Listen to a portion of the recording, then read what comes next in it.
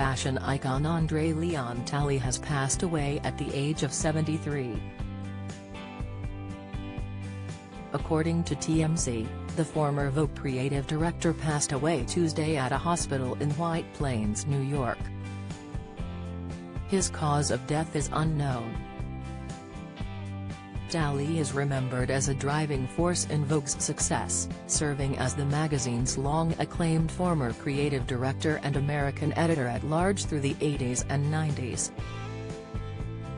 His death comes just 2 years after his decades-long friendship with Vogue editor-in-chief Anna Wintour ended when she froze him for being too old, too overweight, too uncool.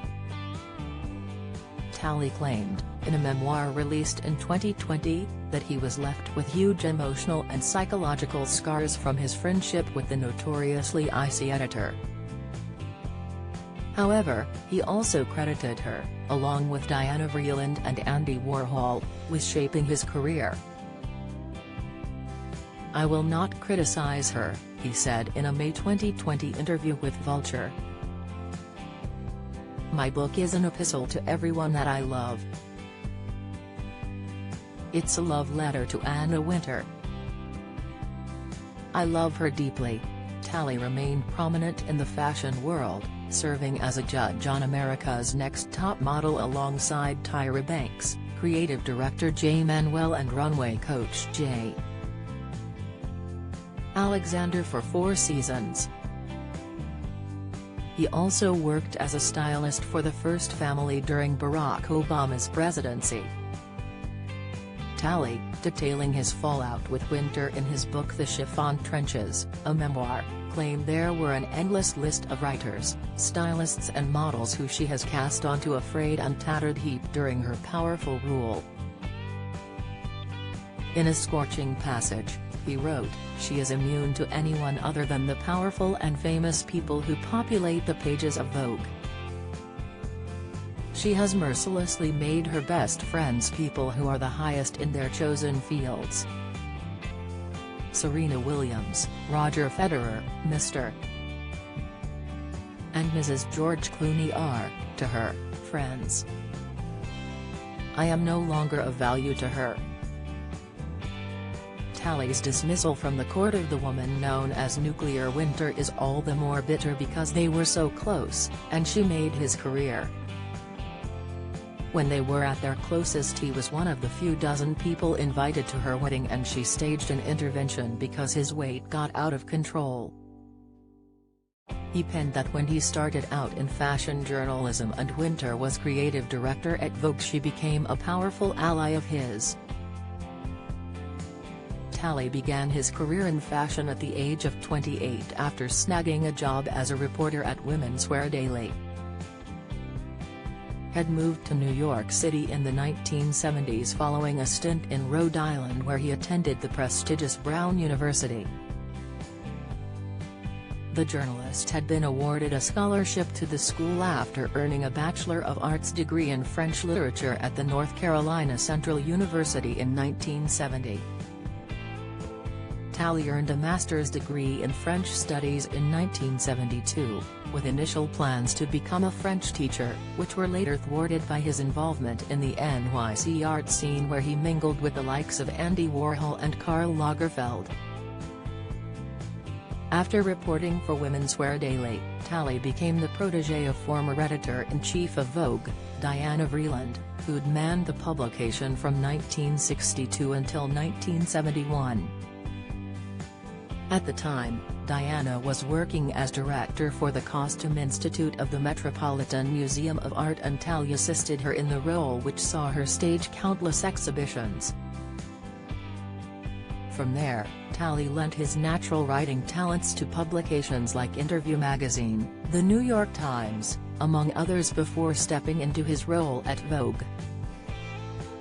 He served as the fashion news director from 1983 to 1987 before becoming creative director in 1988. Talley stayed in the role until 1995 and, after a 3-year absence, returned to Vogue in 1995 as editor-at-large. He held the position until his departure from the magazine in 2013. Back in 2003, Talley discussed his deep-rooted love for Vogue, which had been fascinated with since his teen years during a sit-down chat with Interview magazine. Vogue was my hobby, and no one in my family ever had a copy of the magazine in the house until I did, said the fashion figure, who grew up in North Carolina under the care of his grandmother. The big experience was on Sundays after church. I'd wash the dishes, walk to the white part of town, to the newsstand that was open on Sundays. That was my big joy. Following his departure from Vogue, Talley continued to contribute to the fashion magazine. In 2016, Vogue launched an official podcast, with Winter naming Talley the host.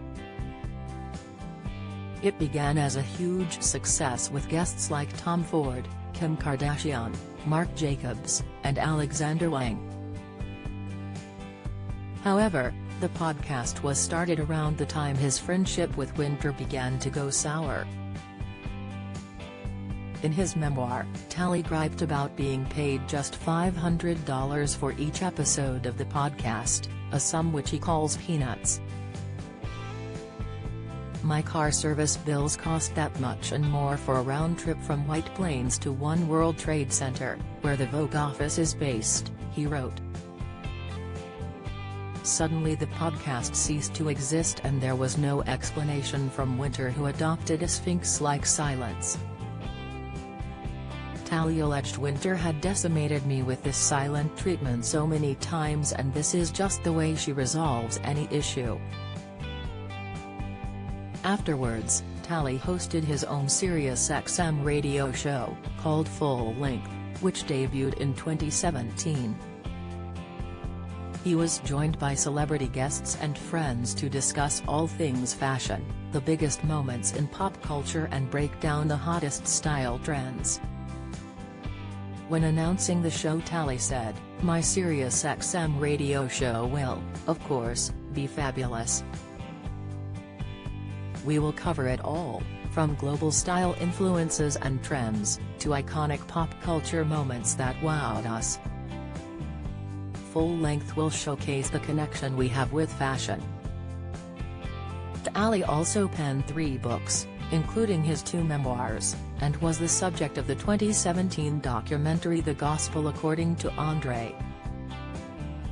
He made a cameo appearance on the Fox's Empire and appeared in the first Sex and the City film, which was released in 2008. Talley is recognized as a trailblazer in the fashion world, which had little diversity when he made his mark on the industry, and has been considered an icon for the LGBT community. Although he never explicitly said he was gay, Talley did tell Wendy Williams in 2018, "I'm not heterosexual, I'm saying I'm fluid in my sexuality, darling."